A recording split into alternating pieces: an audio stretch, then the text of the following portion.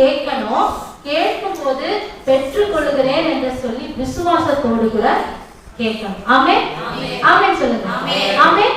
அப்ப நம்ம கேட்கிற விதம் எப்படி இருக்கணும்? பூரண விசுவாசத்தோடு கூட இருக்கணும். ஆண்டவருடைய சித்தத்தின் படி கேட்கணும். சரி, இது எல்லாம் சரிதான். ஆனா எதை சொல்லி கேட்கணும்னு சொன்னாரு? நாமத்தை சொல்லி கேட்கணும். இந்த காரியத்தை மாத்திரம் நாம தியானித்து இன்றைக்கு முடித்து விடலாம். சரிங்களா? அப்ப இந்த நாமம் எப்படிப்பட்ட ஒரு நாமம்?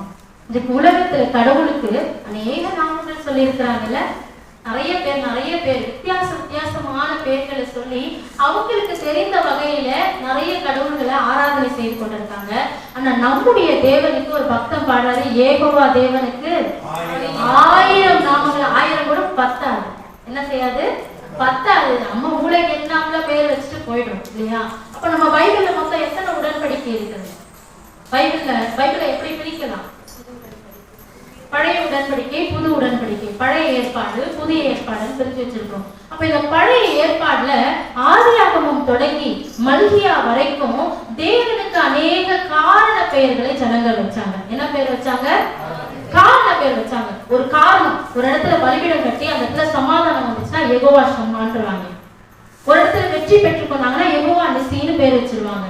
இப்படி பல பேர்களை காரணம் சொல்லி சொல்லி சொல்லி சொல்லி பேர் வச்சாங்க. இது பழைய ஏற்பாட்டுல இருக்கிற காரியங்கள். அதுல சில காரியங்களை நம்ம தியானித்து விட்டு நம்ம அடுத்த பகுதிக்குள்ள போகலாம். வாசிக்கலாம். ஆதியாகமத்தின் புத்தகம் 1ஆம் அதிகாரம் 1வது வார்த்தை.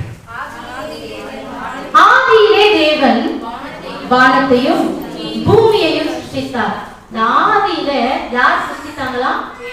தேவன் வானத்தையும் பூமியையும் சிருஷ்டித்தார். தேவன் என்கிற வார்த்தைக்கு எபிரேய வேதாகமத்துல எலோகிம் அப்படிங்கிற வார்த்தை கொடுக்கப்பட்டிருக்கு. இந்த எலோகிம் என்கிற வார்த்தை பிதா, குமாரன், பரிசுத்த ஆவி என்று சொல்லி திருத்துவ தேவனை குறிக்கிற ஒரு வார்த்தை. இந்த எலோகிம் தேவன் எப்படிப்பட்டவரா? எல்லாவற்றையும் சிருஷ்டிக்கிற தேவன். எப்படிப்பட்டவர்? எல்லாவற்றையும் சிருஷ்டிக்கிற தேவன். அவர் காலங்களை சிருஷ்டித்தாரா? நேரங்களை சிருஷ்டித்தாரா? ஒன்றுமே இல்லாத காற்று மண்டலத்துல வெட்ட வெளியில இருந்து வானத்தையும் பூமியையும் சிருஷ்டித்த தேவன். ஆமென். அந்த எலோகிம் தேவனை ஜனங்கள் ஆராதிக்கிறதுக்கு சேர்த்து பிறந்த பிற்பாடுதான் தேவனுடைய நாமத்தை தொழுது கொள்ள ஆரம்பித்தாங்க. அப்ப ஆதாமுக்கும் ஏவாளுக்கும் அவர் எலோகிம் அப்படின்னு தான் தெரியும் இல்ல? அப்படி அவங்க தொழுது கொள்ள ஆரம்பிக்கிற வரைக்கும் இந்த பூமியில என்னெல்லாம் நடந்துச்சு பாருங்க. உலகத்துல ஒண்ணுமே இல்ல. ஆனா தேவன் ஒவ்வொன்றாய் உருவாக்க ஆரம்பித்தார். ஒண்ணுமே இல்லாத இடத்துல வெளிச்சம் உண்டானதா, செடிகள் உண்டானதா, வெட்டாந்தரை உண்டானதா, எல்லாவற்றையும் உண்டாக்கி அந்த பூமி முழுவதையும் நிரப்பி விட்டாராம். முற்றிலும் வெறுமையா அழிக்கப்பட்டு இந்த பிசாசினால அழிக்கப்பட்டு நிக்கிரகமாக்கப்பட்ட அந்த பூமியை ஆண்டவர் ஒவ்வொன்னா உருவாக்குனாரு. அதற்கு அவர் பயன்படுத்தினது என்ன தெரியுமா? அவருடைய வார்த்தை. ஆமென் ஆமென். அவருடைய வார்த்தையை சொல்றாரு, ஒன்னொன்னு சிருஷ்டிக்கப்படுது. அப்ப நம்ம வாழ்க்கையில ஆண்டவர் சொல்றாரு, நம்ம ஒன்றுமே இல்லாம நம்ம வாழ்க்கையை ஆரம்பிச்ச நாட்கள், எதுவுமே இல்லாம எல்லாமே இப்படி பார்க்க இது எப்படி போகும்னு நமக்கு புரியாத நாட்கள், என் வாழ்க்கை இதுக்கப்புறம் எப்படி இருக்க போகுதுன்னு யோசிச்சு பார்க்க கூட முடியாத நாட்கள். கொஞ்சம் திரும்பி பாருங்களேன் உங்களுடைய ஆரம்ப நாட்களை இல்ல, கொஞ்சம் யோசிச்சு பாருங்களேன். ஒண்ணுமே இல்ல, எல்லாம் வெறுமையா இருக்கு நினைச்ச நாட்கள்ல ஆண்டவருடைய வார்த்தையை அனுப்பி அனுப்பி அனுப்பி அனுப்பி அனுப்பி உனக்கு என்னென்ன காலத்துல என்னென்ன தேவையோ அப்படியே நம்மை திருப்தியா போஷித்து நடத்தி வந்த ஒரு நல்ல தேவன். ஆமென் ஆமென். நேற்று ஒரு அம்மாவை நான் சந்திச்சேன். அந்த அம்மா சொன்னாங்க, அவங்க வீட்டுக்காரரு தொழுநோயாளி. அவங்க வீட்டுக்காரரு தொழுநோயாளி. 24 வருஷம் ஆச்சா அவங்க வீட்டுக்காரர் இறந்து போய்.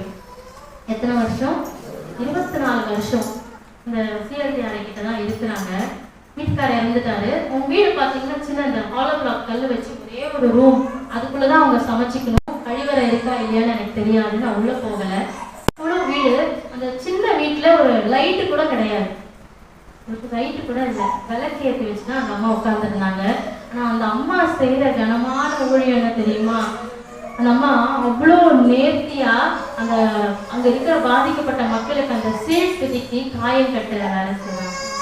அவங்க கேட்ட உடனே என்னுடைய உள்ளம் உடைக்கப்பட்டுச்சு. அவங்க என்னை பார்த்த உடனே எனக்கு நிறைய பேர் நம்ம பிரேயர்ல சந்திக்க வராங்கல்ல, எனக்கு இந்த உதவி செய்யுங்க அந்த உதவி செய்யுங்க, உதவிகளை கேட்கறவங்களை பார்த்தேன். ஆனா நான் மற்றவங்களுக்கு உதவி செய்யணும்னு சொல்லி எனக்கு இங்க ஒரு மறைவு ஒரே ஒரு ஷீட் போட்டு கொடுத்தா போதுமா, நீ வந்து உட்கார்றவங்களுக்கு நான் கட்டுறதுக்கு எனக்கு ஏதுவா இருக்கும்னு சொன்னாங்க. எனக்கு உள்ள அப்படியே உடஞ்சி போச்சு. நான் சொன்னேன், நான் வெளியில போய் நின்று பிரசவம் பண்றேன், இந்த மைக்க பிடிச்சி பாட்டு பாடுறேன், ஆராதனை பண்றேன், பிரசங்கிக்கிறேன், ஆனா நாங்க எல்லாம் செய்ய முடியாத கனமான ஊழியத்தை நீங்க செய்யணும். அந்த கீழ் பிதுக்கி அந்த காயம் கட்டுற எதனால அந்த அம்மாவுக்கு அந்த வேதனை தெரியுமா?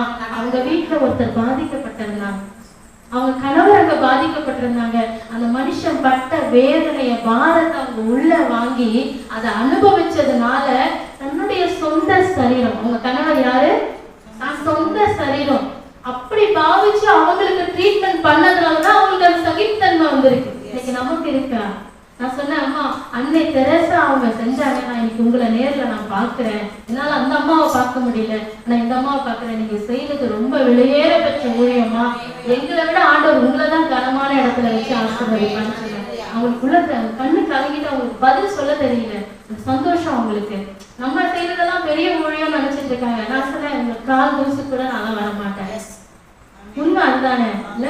ஒரு தோல்நோயாளி பக்கத்துல போய் உட்காரணும்னு நமக்கு என்ன இருக்கு, கஷ்டமா இருக்கு. தனக்கு அந்த வியாதி வந்துருமா வராது அதை பத்தி எல்லாம் கவலையே படல பாருங்க இல்ல. இன்னும் அந்த மக்கள் மத்தியில நின்று ஊழியம் செய்து கொண்டிருக்காங்க. இப்ப யோசிச்சு பாருங்க, நம்ம சொந்த குடும்பத்துல எல்லாம் நிக்கிரகமாக்கப்பட்டு இப்படி பாதிக்கப்பட்டு நம்ம வீட்டிலேயே மனம் உடைக்கப்பட்ட நம்முடைய உறவுகள், நம்ம பிள்ளைங்க நிறைய நேரத்துல மனசு உடைஞ்சு போயிருப்பாங்க. விசாரிக்க நமக்கு நேரம் இருக்கிறது கூட. நம்ம வீட்டுல இருக்கிற நம்ம தாய் தகப்பனுக்கு நம்ம எவ்வளவு நேரம் கொடுக்கிறோம், நம்ம சகோதரனுக்கு எவ்வளவு நேரம் கொடுக்கிறோம். ஒரு போன் பண்ணி தூரமா இருந்தா விசாரிக்கிறோமா? ஒரு தாய் தகப்பன் வீட்டுல இருக்கும்போது நம்ம விசாரிக்கிறோமா? ஆனா இயேசு இந்த பூமியில வாழும்போது விசாரிச்சாருமா. அவங்க கூட இருந்த தாயை விசாரிச்சாரு. விட்டுட்டு போகும்போது சிலுவையில கூட அதோ உன் மகனை சொல்லி அவங்கள கையில ஒப்படைச்சாரு. நம்ம என்ன செய்யறோம்? பிளாக் மாதிரி கை கழுவிட்டு போயிடுறோம்ல இல்ல. ஆக்கினை தீர்ப்புக்கு நாம எப்படி தப்பித்துக் கொள்வோம்னு நினைச்சு பாருங்க, யோசிச்சு பாருங்க, யோசிச்சு பாருங்க. என்னையும் சேர்த்துதான் சொல்றேன். எங்க அம்மாவுக்கு காது வலிக்குது, நான் கூட்டிட்டு போக முடியலன்றேன். ஆனா வேற இடத்துக்கு நான் என்ன பண்றேன், ஊழியத்துக்கு போகணுங்கிறேன். ஒரு இடத்துல ஒருத்தர் செத்து போயிட்டான், அடக்கம் பண்ணணுன்றாங்க, நான் ஆராதனைக்கு போகணுங்கிறேன். என்னோட மனசாட்சி எங்க இருக்கு? யோசிச்சு பாருங்க.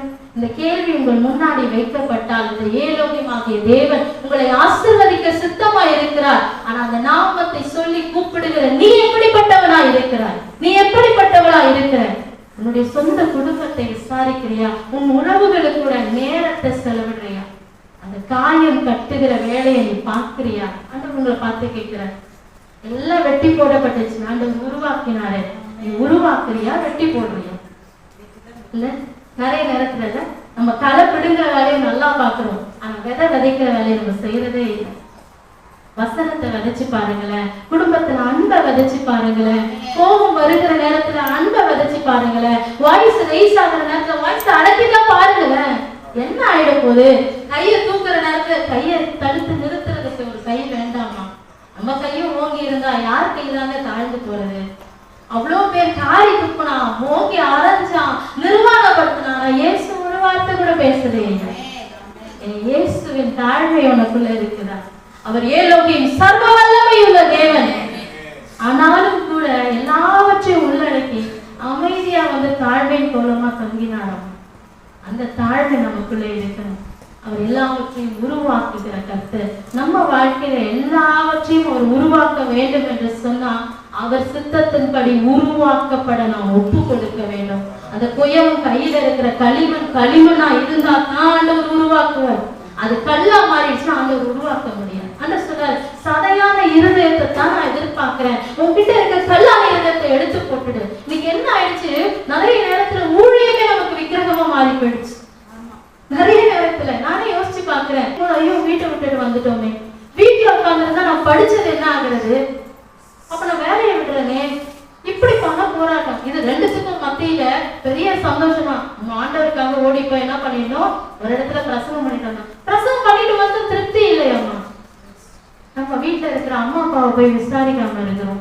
இப்படி மண்டக்குள்ள 1000 விஷயம் ஓடும் போது நான் ஆண்டவர்கிட்ட போய் கேட்கிறேன். ஆண்டவர் சொன்னாரு, எல்லாவற்றையும் பேலன்ஸ் பண்ண கத்துக்கும். என்ன சொன்னாரு? எல்லாத்தையும் பேலன்ஸ் பண்ணுமா?